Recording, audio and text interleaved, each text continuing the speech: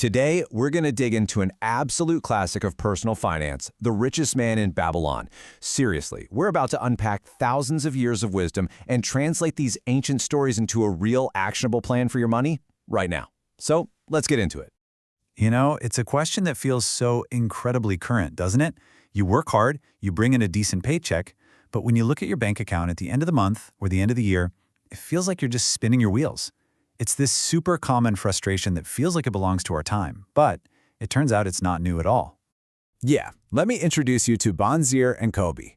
These guys were pros, skilled craftsmen, great at what they did, and they worked all the time. But their wallets? Always empty.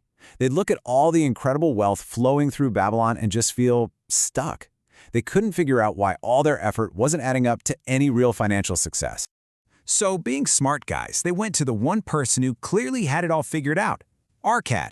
And here's the most important thing you need to know about him. Arkad wasn't born rich. Nope. He started out as a humble scribe, earning pennies. That's what makes his advice so powerful. He had a system, a real-world system, and that is exactly what we're going to break down. See, Arkad's wisdom wasn't just a bunch of vague ideas. It was a concrete step-by-step formula. He called it the 7 cures for a lean purse, and this was his literal roadmap for going from broke to building lasting wealth. It's really the heart of the whole book. And the entire system, the whole foundation that everything else is built on, it all starts with this one simple but unbelievably powerful number, 10%. Everything, and I mean everything, flows from this. In the book, Arkad has this great phrase for it: start thy purse to fattening. Today, we just call it paying yourself first. And the idea is, honestly, a game changer. Before the rent is due, before you buy groceries, before you pay a single bill, you take at least a tenth of every single dollar that comes in and you set it aside for you. This isn't about saving what's left over at the end of the month. It's a total mindset shift. You become the very first and most important bill you have to pay. And this system just builds so perfectly from that 10% rule.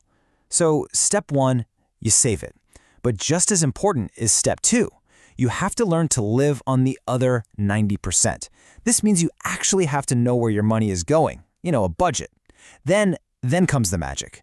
Step 3 is when you take that 10% you've been saving and you put it to work, so your money starts making more money, all on its own.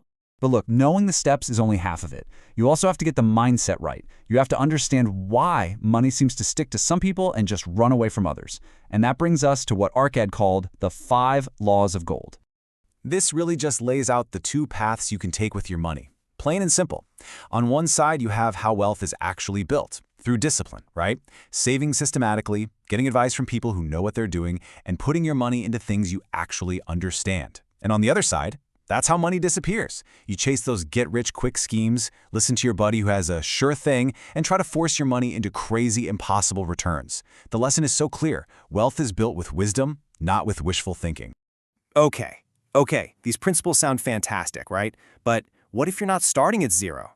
What if you feel like you're starting deep in a hole, already crushed by debt? Well, the book has an incredible story for that too. Let's talk about Bonzier. This guy had made some bad calls and was so buried in debt that he actually fled his home. But he came back totally determined to pay back every single person he owed and get his self-respect back. He didn't suddenly get a high-paying job, but what he did have was a plan. And his plan, wow, it was just a masterclass in discipline. Just look at this breakdown.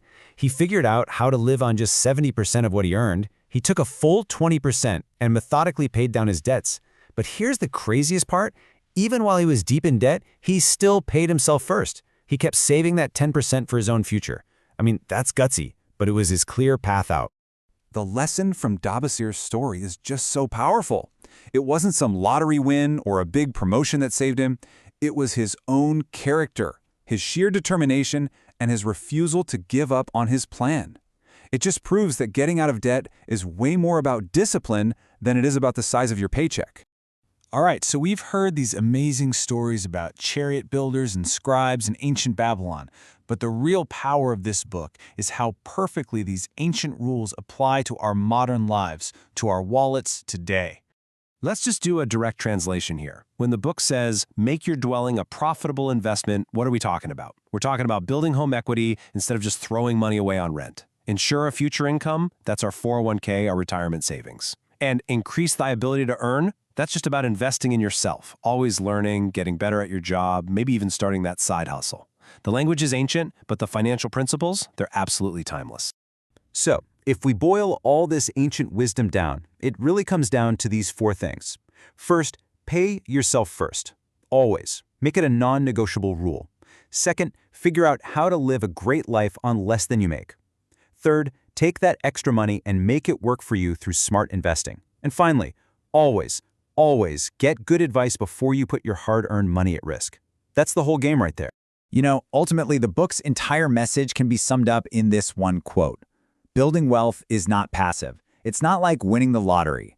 It is the direct result of consistent, focused, and deliberate action. It's about putting the right kind of energy into your finances day in and day out. And that brings us to the final and honestly the most important question. This was never just about history. It's about your future. So after hearing all this, about paying yourself first, about having a plan, about making your money work for you, what is the one small habit, just one thing, that you can commit to starting right now, today?